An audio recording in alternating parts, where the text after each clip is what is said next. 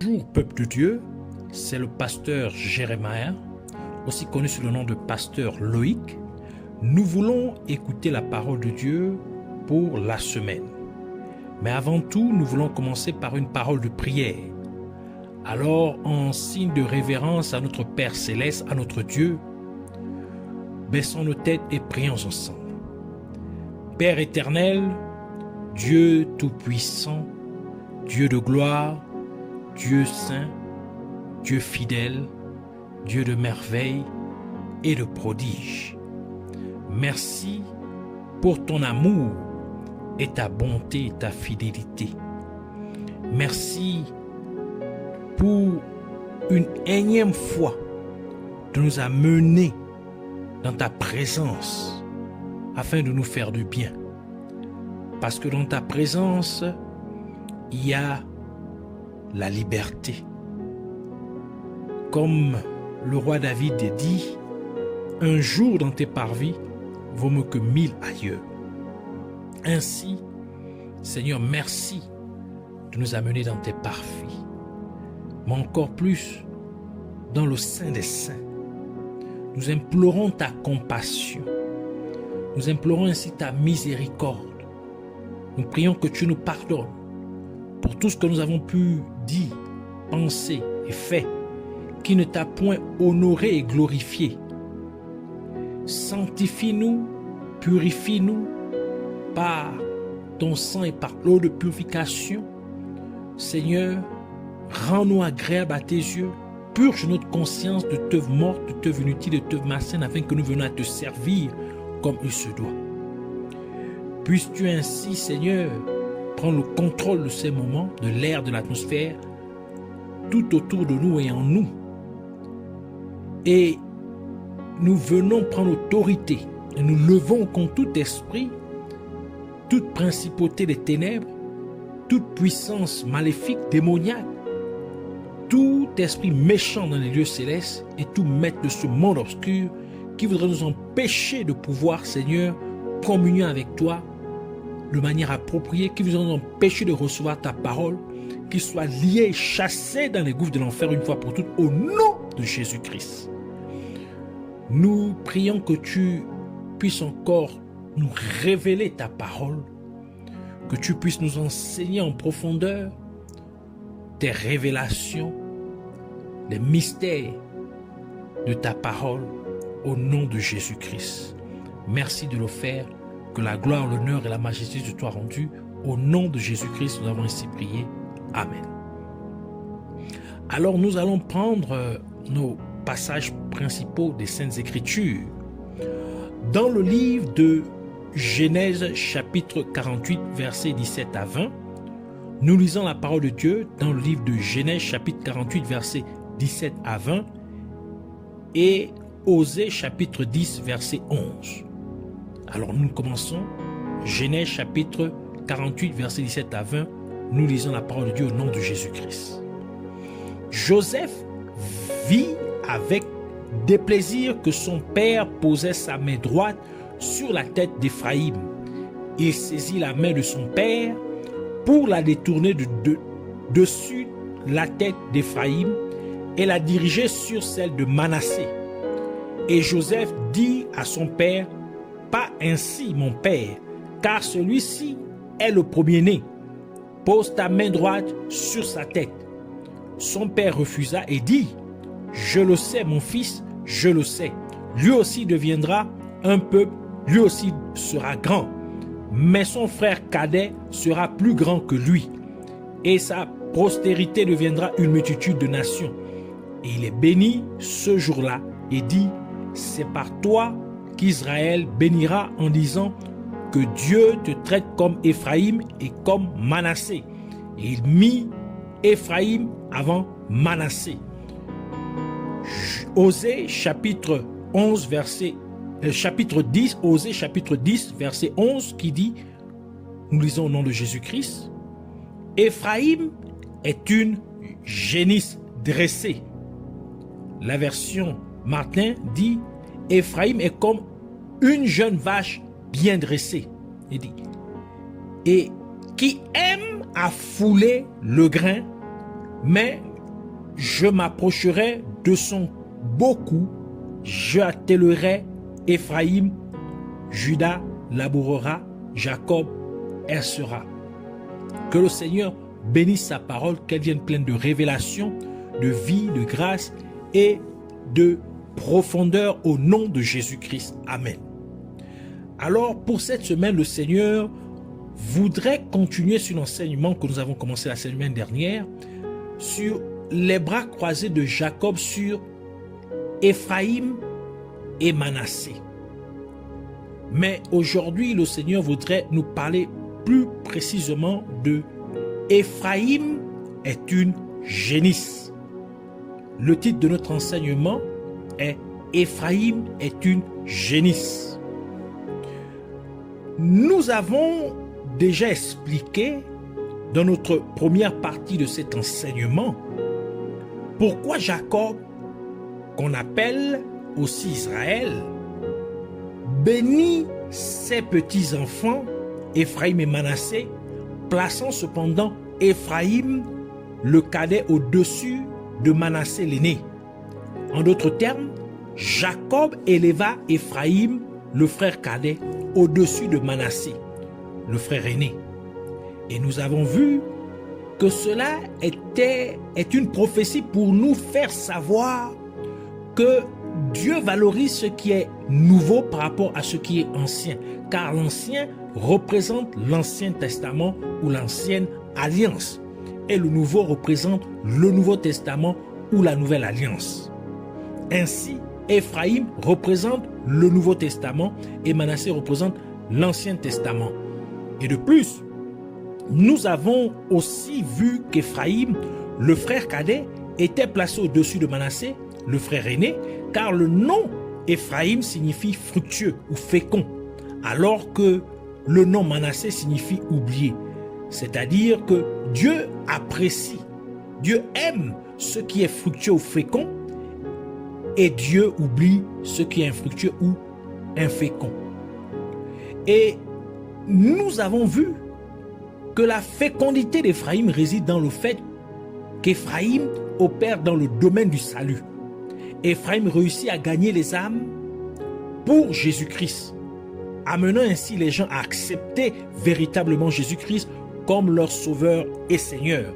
Par conséquent, si vous voulez être le casque de la tête de Dieu, si vous devez être un gagneur d'âme. Si vous voulez être la force de la tête de Dieu, vous devez opérer dans le domaine du salut des âmes pour Jésus-Christ.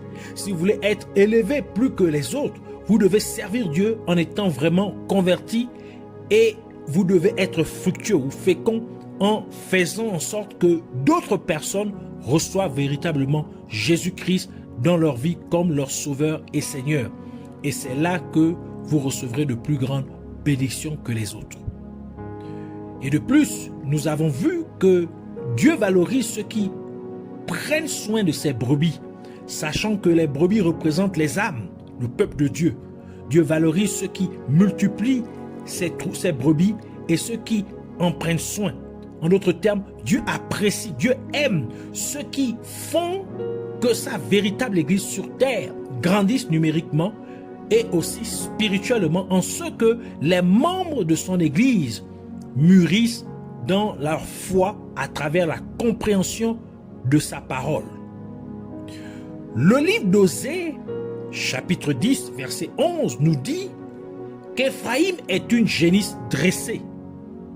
Une génisse est une jeune vache et elle était utilisée pour le sacrifice de l'expiation des péchés du peuple, comme le déclare la parole de Dieu dans Nombre chapitre 19 verset 1 à 3 qui dit: L'Éternel parla à Moïse et à Aaron et dit: Voici ce qui est ordonné par la loi que l'Éternel a prescrite en disant: Parle aux enfants d'Israël et qu'ils t'amènent une vache rousse, encore une génisse, sans tache, sans défaut corporel, et qui n'est point porté le joug.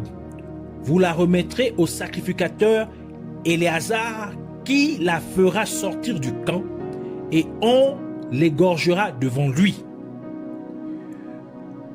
Et sachant que Jésus-Christ, qui était sans péché, de même que la génisse était sans faute, ni tâche, fut crucifié. Donc Jésus-Christ, qui était sans péché, fut crucifié pour la rémission des péchés de l'humanité.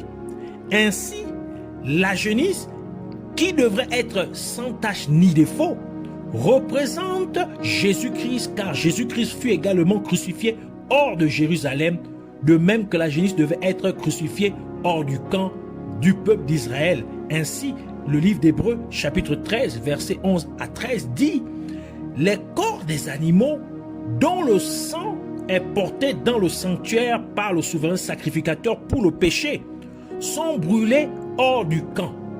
C'est pour cela que Jésus-Christ, afin de sanctifier le peuple par son sang, a souffert hors de la porte, c'est-à-dire hors de Jérusalem.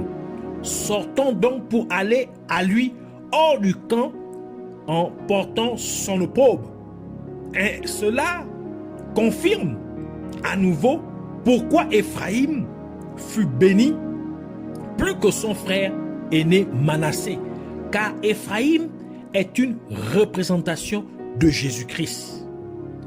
Éphraïm est une génisse qui aime fouler le grain. Le grain est un symbole de la parole de Dieu. Cela signifie qu'Éphraïm aime la parole de Dieu. Éphraïm aime méditer la parole de Dieu. Éphraïm aime réverbérer sur la parole de Dieu. Et nous savons que Jésus-Christ, qui est assis à la droite de Dieu le Père, est la parole de Dieu. Cela explique encore pourquoi Jacob posa sa main droite sur Éphraïm. Par conséquent, si vous aimez la parole de Dieu, vous recevrez de plus grandes bénédictions. Si vous aimez passer du temps à méditer ou à réfléchir sur la parole de Dieu, vous serez élevé au-dessus des autres parce que vous êtes en effet la justice de Dieu, car votre foi en Jésus-Christ augmenterait de plus en plus que vous méditerez sur la parole de Dieu. Car la foi vient en écoutant la parole de Dieu et c'est par votre foi en Jésus-Christ que vous êtes rendu juste aux yeux de Dieu, tel que Romains chapitre 5 verset 1 nous dit « Étant donc justifiés par la foi, nous avons la paix avec Dieu par notre Seigneur Jésus-Christ. » Et encore, plus vous passerez de temps à méditer la parole de Dieu, plus vous serez libérés des puissances des ténèbres parce que vous connaîtrez mieux la vérité, car la parole de Dieu est la vérité. Et Jésus-Christ a dit que vous connaîtrez la vérité et la vérité vous rendra libre. Jean chapitre 17 verset 17 qui dit « Sanctifie-les par ta vérité, ta parole est la vérité. » Jean chapitre 8 verset 32, Jésus dit « Vous connaîtrez la vérité et la vérité vous affranchira. » Notre la vérité vous rendra libre. Et parce que Éphraïm aime fouler le grain, ce qui signifie qu'Éphraïm aime chercher la parole de Dieu pour la comprendre afin qu'il puisse non seulement nourrir, afin qu'elle puisse non seulement nourrir, sa propre foi, mais aussi la foi des autres en leur communiquant les révélations de la parole de Dieu. Par conséquent, cela confirme également qu'Éphraïm prend soin du troupeau de Dieu. Et la parole de Dieu dit, dans 1 Timothée chapitre 5 verset 18, il dit, car l'Écriture dit, tu n'en museleras point le bœuf, donc c'est-à-dire ou la jeune vache, qui foule le grain, donc la génisse qui foule le grain, tu ne dois pas la museler. Et l'ouvrier mérite son salaire. Donc la génisse mérite son salaire parce qu'elle foule le grain. 1 Corinthiens chapitre 9 verset 9 et verset 14 ajoute pour dire, ou encore éclaircit encore plus ce passage pour dire, car il est écrit dans la loi de Moïse, tu n'en museleras point le bœuf qui, quand il foule le grain, donc la génisse quand elle foule le grain, Dieu se met-il en peine des bœufs ou des génisses? Verset 14, de même aussi, le Seigneur a ordonné à ceux qui annoncent l'évangile de vivre de l'évangile.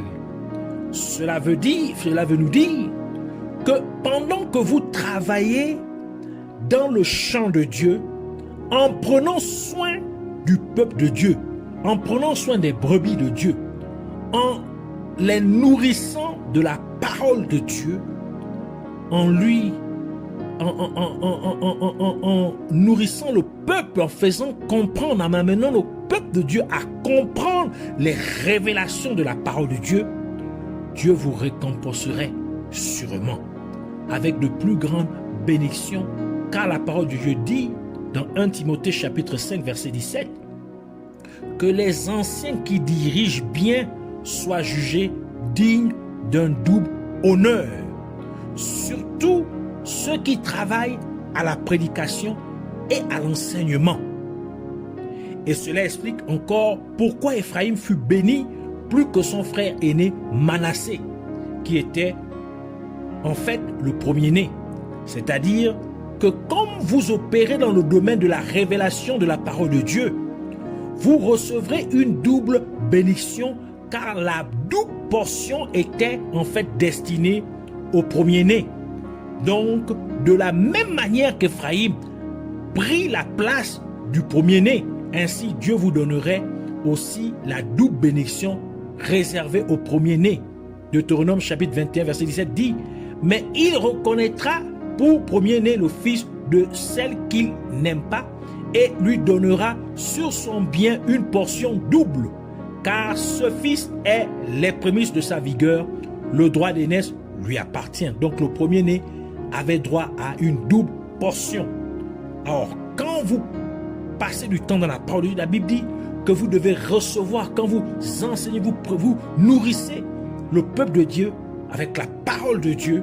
La Bible dit que vous avez droit à double honneur, donc une double bénédiction, une double portion de la bénédiction de Dieu.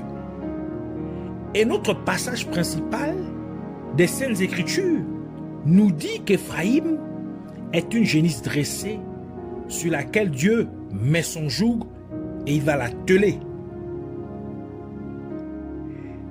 C'est nous dire que Dieu veut conduire, Dieu veut vous conduire, car le joug est fait pour donner une direction, pour que la génisse n'ait plus de volonté propre quant à où elle va, car c'est celui qui contrôle le joug qui impose sa direction à la génisse.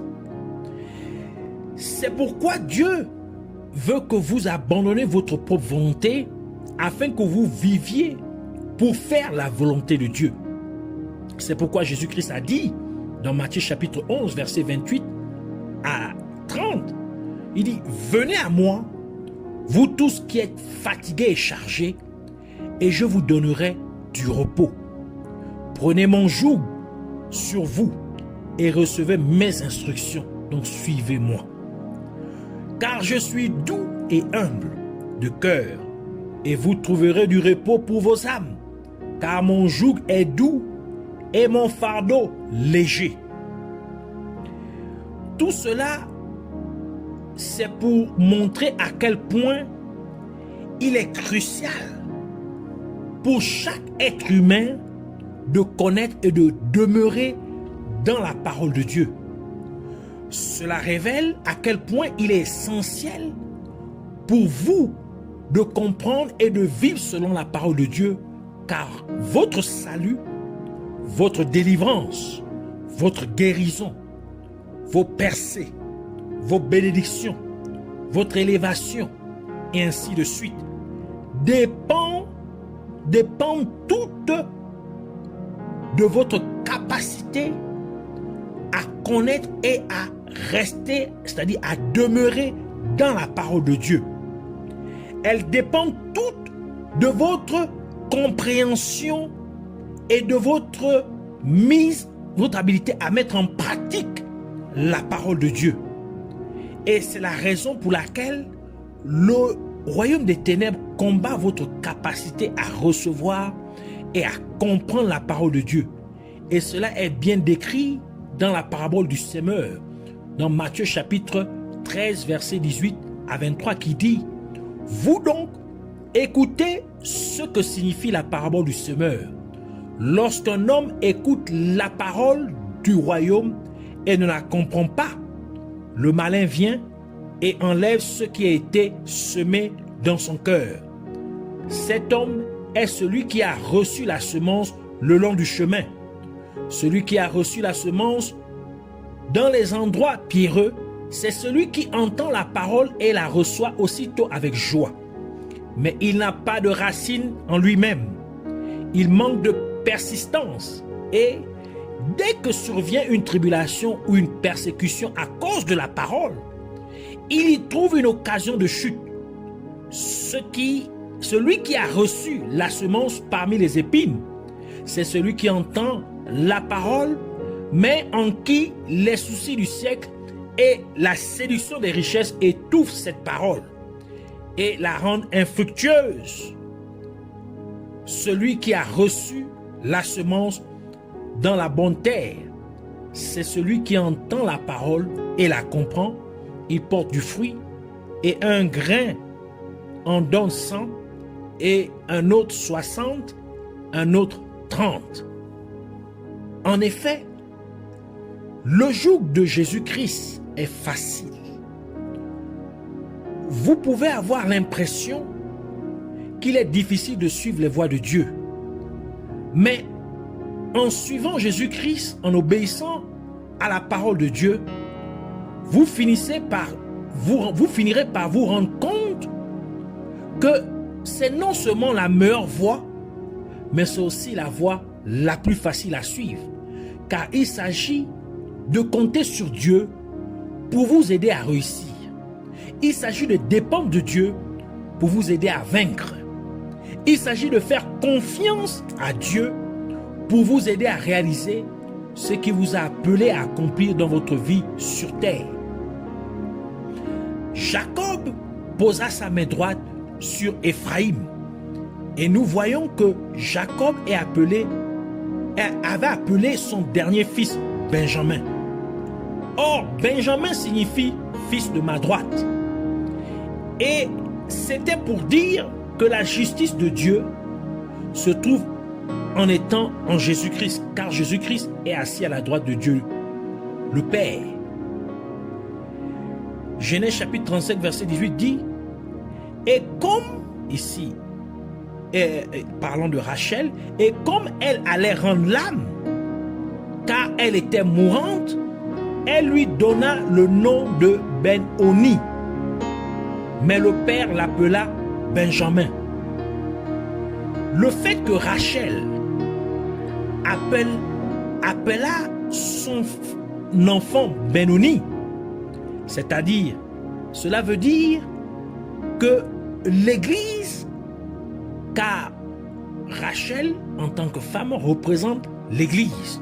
Donc, c'est-à-dire, l'Église veut imposer aux gens la voie pour atteindre la justice de soi.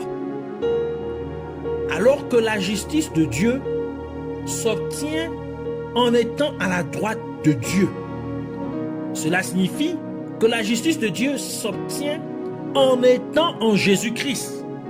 C'est pourquoi Jacob, le père, représentant Dieu, donna le nom de Benjamin au fils.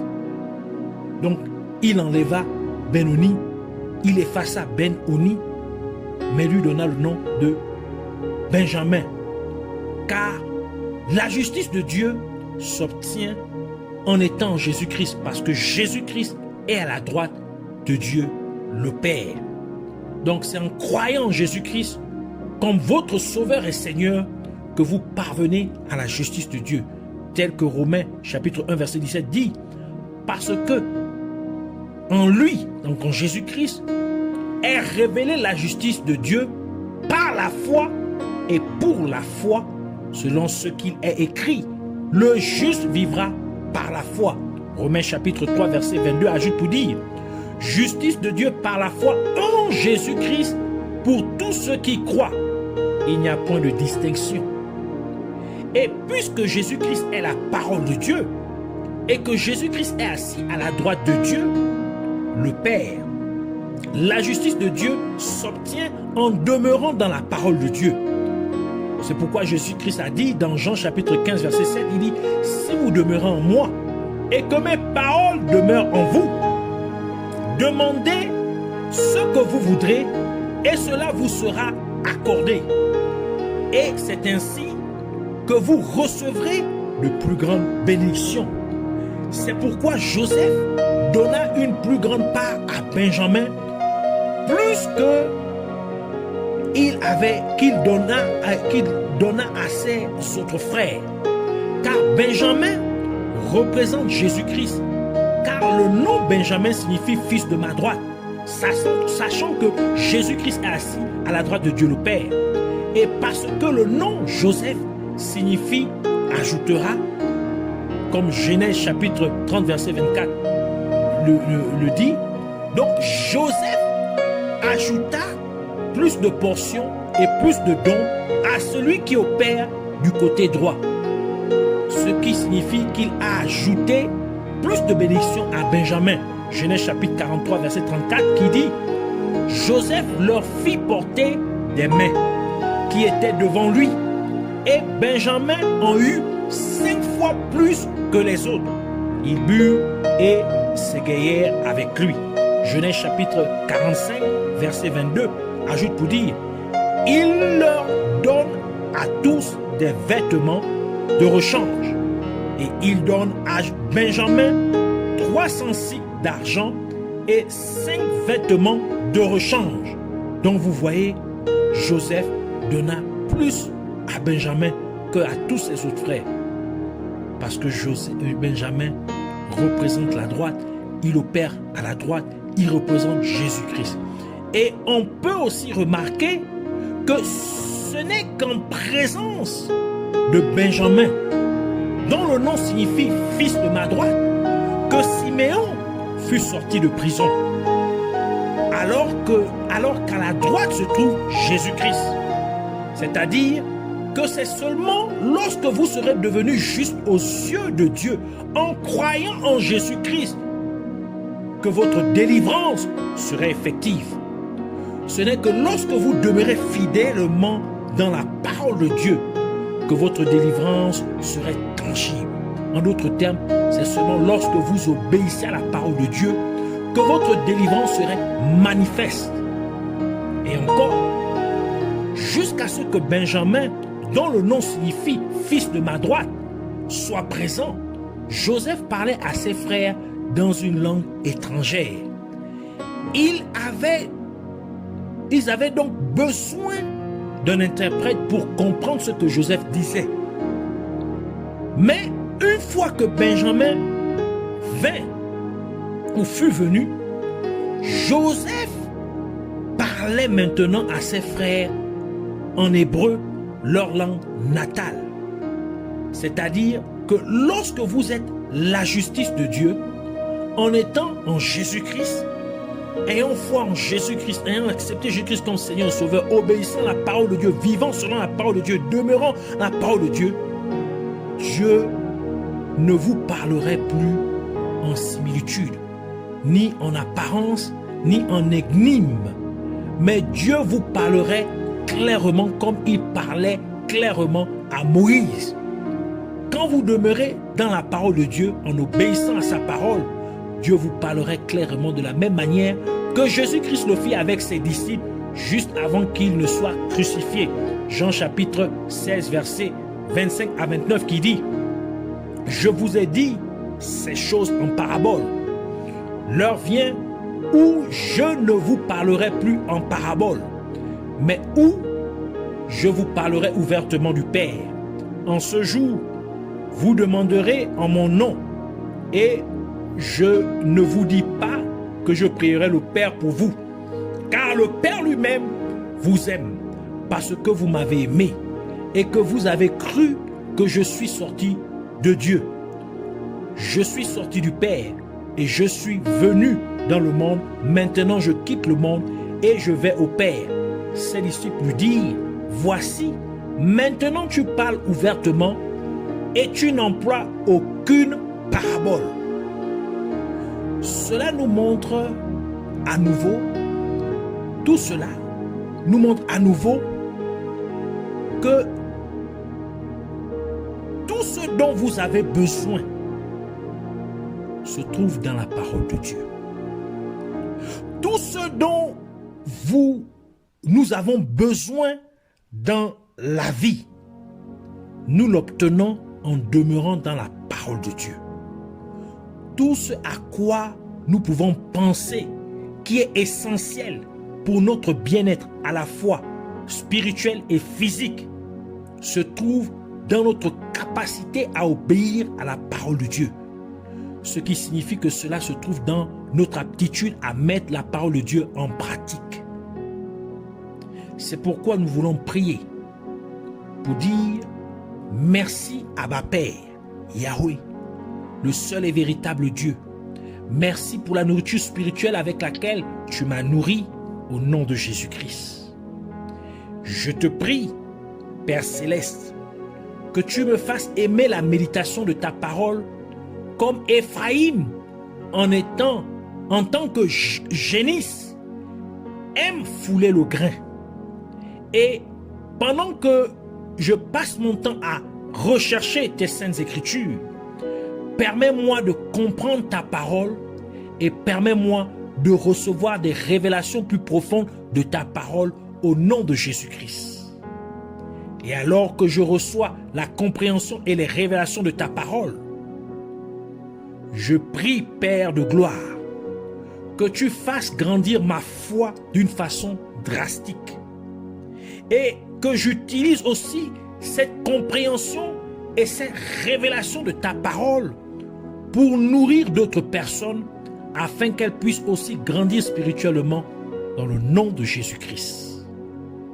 Et je te prie, Abba Père, que tu me fasses demeurer dans ta parole et que ta parole demeure en moi. Et du fait que je mets ta parole en pratique chaque jour, que mon salut soit manifeste au nom de Jésus-Christ.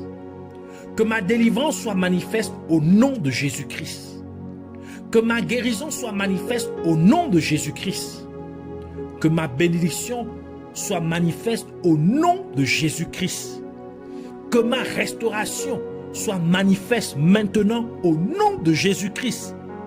Que ma percée soit manifeste au nom de Jésus-Christ.